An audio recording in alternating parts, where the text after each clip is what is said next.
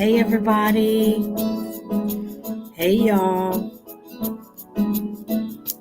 Hey there. Welcome to the Midday Moment. Hi replay people. We give a moment for live people to join us. Hearts to each and every one of you. Peekaboo. Peekaboo. I see you in the spirit.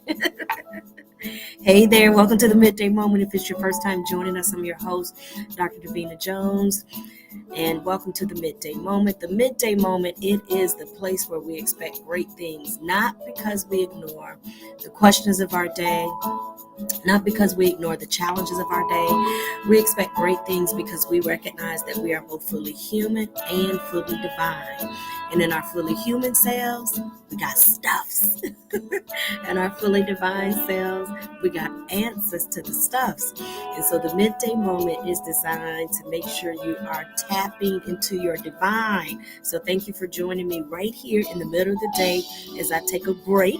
I'm at work, but I take a break because this is a part of my own personal commitment to make sure I do what is necessary for me to thrive, for me to live on purpose, to be about my purpose, to overcome on purpose, to express and manifest my purpose in the earth. And I am not by myself with the Midday Moment. We are part of a larger network called Kingdom, full of menu options to be inspired from our faith experience. It includes the daily download with Dr. Pulley, the power of prayer and praise with Katrina Johnson Smith, and others. So make sure you scroll through my Midday Moment page to see those options. It's time for the Midday Moment. Come on, y'all. It's time for the Midday Moment. It's time for the Midday Moment. Whoa, it's time. I'm expecting, let me hear you, come on. I'm expecting great things. Everybody say I'm expecting great things. Oh, I'm expecting great things. I'm expecting great things. Now, where are you expecting these great things? In my life, yeah. I'm expecting great things in my home. Oh, I'm expecting great things all around me. I'm expecting great things, yeah. Eyes may not see, but I choose to believe. Eyes may not see, but I choose to believe. You may not see, but I choose to believe. Sometimes I may not see, but I choose to believe. I believe in great things. Hey, hey. All right, y'all. Say thank you, theme song. Thank you, theme song. And theme song said, you are indeed welcome. All right, y'all. Welcome to the Midday Moment. Ooh, y'all. Let me tell you. This right here, blessing me. Okay. I know the last book blessed me. Yes. Oh, my goodness. So we are reading in this book called Dealing with the Double You, dealing with the two-faced you, dealing with the two-tongued you, all right, dealing with the you that you say one thing, but you do another. You say you believe one thing, but you manifest something else, all right? So we are coming into alignment with our higher self. And so we've made a commitment, a 40-day commitment. It's really a 45-day commitment because we give ourselves a little break in terms of concentrating on our fast. All right. So those of you that are fasting and you have, whatever it is you are kind of holding back from so that you can concentrate and consecrate. Okay. And so different people are just kind of, releasing and letting go and taking a little break, taking a little pause, creating some balance in terms of what we kind of give our energy to. All right, and you're doing that so that you can focus on being a single you. A double-minded person is unstable in all their ways. Now, the way we deal with the double you, okay, is by dealing with our double U's, our W's, okay, the letter W. And this week, this is our second week on our journey. This week, we're going to deal with the first W. We got three W's, and this week, we're starting to deal with the first W. And let me tell you, it's blessed me already. Okay. So, if you're journeying with me in the book, if you have your copy, if you don't have your copy, you can get a copy from the author, Dr. Pulley. You can email Doctor, spelled out DoctorPulley, Dr. Pulley spelled out, at gmail.com. And you can inquire about getting a copy of the book. Great reading, y'all. Okay. We are actually on day 5. I know some of you may have read ahead, and that's okay because we finished last Thursday on day 4. But as I read the weekend, I thought it best with the structure of the book to just go ahead and pick up with day 5 today, okay? And right before day 5, it gives us an introduction into week 2. So our first W that we're going to spend a few weeks on is the W that stands for worship. Now, for some people, that's a scary term because y'all have worship things and people, and it created some bad stuff. You've been in cultish situations, okay? Maybe cultish relationships, okay, with partners and so forth. And so worship for some people is a bad word, all right? So in our last book, we really spent some time redefining worship. In our last book, okay, for first timers, okay, so we spent, it's just that simple. There you go. So we spent some time redefining worship, all right? And so when you understand God as love, it's easy to worship love as the energy of all and all that is our highest good, okay? And so when you redefine worship, then you find it easy. It's easy to embrace and to lift what is good, what is and that which minister goodness unto you. All right. And so when you take time to redefine God, then the worship God is not intimidating. All right. So we've already dealt with the fact that we worship God because God is love, and we exalt God. Love is the law. When they went to the Jesus to say, which one of these commandments do we deal with? Which one? Which one? Which one? Commit adultery, don't commit adultery, don't lie. Which one of these do we really got to focus on? Okay. Actually, they probably said, which one of these we got to focus on, because it was a bunch of men. All right. So let me step out of that because might be stereotyping genders. Okay. So Jesus responded to them and said, you've missed it. It's not in, do you not commit adultery? It's not just in just the simple nuance of what you did and what you didn't do. Worship is about love. Love the Lord your God with all your heart, because God is love. And love your neighbor as you love yourself. And so we spent several months actually on loving God, loving self, and loving others. All right. Now, with that in mind, this worship is very important because this worship keeps us from being two-faced. It keeps us from being double-tongued. Okay. It keeps us from being double, so we can be one me. I can be one me. Matter of fact, we have mental health terms for what happens when you're trying to be split people. And I'm not, that's not me dishonoring the mental health profession. I'm affirming the mental health profession. Okay. All right.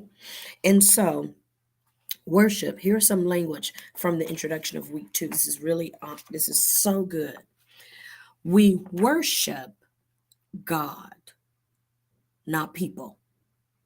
We worship God as the energy of love. We exalt, we give reverence to, we bow down to the ultimate law of love, which seeks to do you no harm. Okay? We worship God. We honor people. We don't worship people. We honor people. Honor thy mother and thy father. Honor those. Honor those that are sitting in that seat of care for you.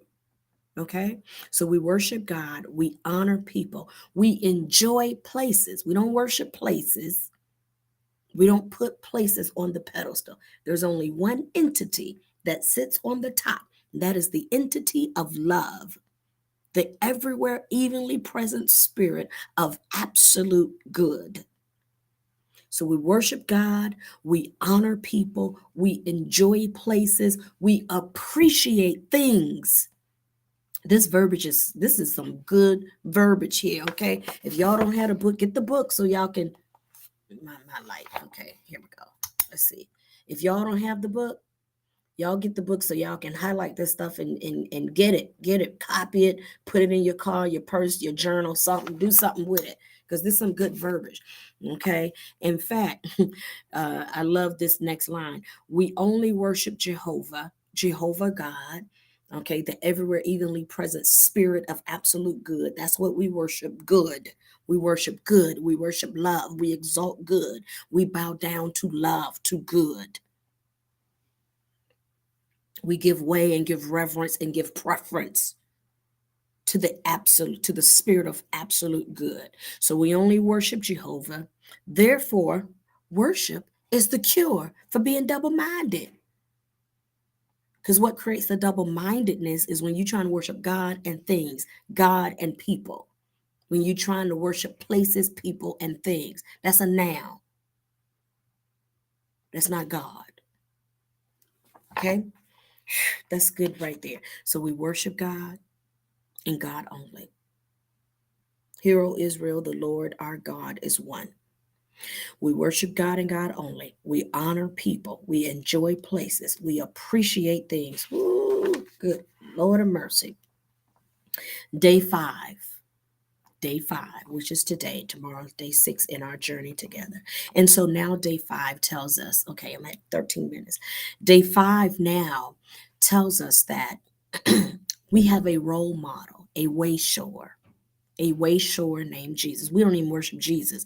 Okay, I'm gonna stop right there. I'm gonna get back into the text. Did y'all get that? We don't worship Jesus. Jesus refused to be worshiped. Go back and read the New Testament. Jesus refused to be worshiped. We don't worship Jesus. We follow Jesus as a pattern. We don't worship Jesus. I know some people worship Jesus. It's okay. Let them have their experience. Let them have their experience. And we don't have to debate about it and fight about it. I'm just explaining that in this kingdom experience, we don't worship Jesus. We follow Jesus as a pattern. Jesus refused to be worshiped. And the pattern of Jesus taught the kingdom. And that's why we express kingdom as our experience. He was always saying, in the kingdom is light, the kingdom is light, the kingdom is light. The kingdom is righteousness, peace, and joy. Righteousness meaning right consciousness. Okay? And so we follow the teachings of kingdom that Jesus taught because it brings to us righteousness, right consciousness, peace, and joy in the flow of spirit. All right? So day 5 says that as you understand this, one of the things that we see with the Wayshore is the Wayshore teaches us that we worship even in the wilderness. So that when you see Jesus going into the wilderness is all that stuff, all the life stuff, right? All the stuff that you real good at complaining and outlining and summarizing, giving a book report on. All the stuff. If it ain't one thing, it's another. All the stuff, and sometimes real stuff. Let me just be honest, and not try to make fun of stuff. Stuff is real. Can I say it? Can I say it? Can I say it? Oh, I'm going to be mindful. The poo poo that hits the fan. It feels real. In a sense, it is what you are going through. Real. Okay? It's real. So we're not going to minimize the trauma, the stuff. When you lose a job, you're trying to get pregnant and you can't get pregnant. You got pregnant and you lost the baby, or quote unquote, the baby transition. Okay. You had a miscarriage. That's what they call it, a miscarriage. Ooh, I'm starting to realize this verbiage that we have. Ooh, no, the baby transition. Wow, even the way we call that is traumatizing. I miscarried. No, you didn't miscarry anything. You carried what you were supposed to carry. The baby came for a few weeks, a few days, a few months, and allowed you to have an experience. And now you have an opportunity to pull out of that experience purpose in the earth. Okay. And so as we go through these different traumas and dramas in life, you got married and you got divorced. All of these traumas and dramas in life, they can create for us a feeling of the wilderness. Woe is me. Oh my gosh. Oh, and you feel it. You feel the realness of what you are experiencing. Even in the wilderness, in day 5, we yet have as a cure, as a part of our cure, worship, the exaltation. Everything works for my highest good. All things work together for the good of those who awaken to the love of God. All things. The Lord is my shepherd. I shall not want. I choose to operate in that peace as I exalt the everywhere, evenly, even in this moment, the everywhere, even in the wilderness. I choose to exalt and give reverence to the everywhere, evenly present spirit of absolute good. So even here in the wilderness, I yield and call forth the good. I call forth that which this lesson is demonstrating unto me. The unapparent good, I call forth the apparent good. I yield to the unapparent good manifesting to me as the apparent good so that I can say, aha. Powering off. Thank you. Thank you. My weeping endured for a night, and my joy is now coming as I wake up to see yet good in the midst of this wilderness experience that I have had. It's there. It's important for you to allow worship to help you see it and experience it and embrace it so you can become a single you. You ain't got to lose your mind up in here, up in here. You don't have to. If, howsoever, you do, you can come back to it. You can come back to the single you. I gotta go. Blessing me. Blessing me. I love you all. We are in for a treat. Can't you tell? This is week 2, day 5. We are in for a treat. All right, y'all, I gotta go. I love you. Thank you so much for participating in my break time. I don't know if it's your break time, but it's my break time. Thank you so much for participating in my middle of the day break time. The nerve of me to come on here in the middle of the day, but I do it because somebody said that my nerve is somebody else's necessity.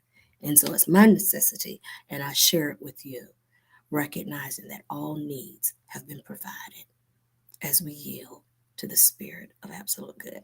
I love you. Like and share. Don't be stingy. Thank you so much for your comments. Thank you for supporting. Thank you for all of your in-kind contributions to encourage and support this journey and this process. All right. I love you. Take care. God bless you and God be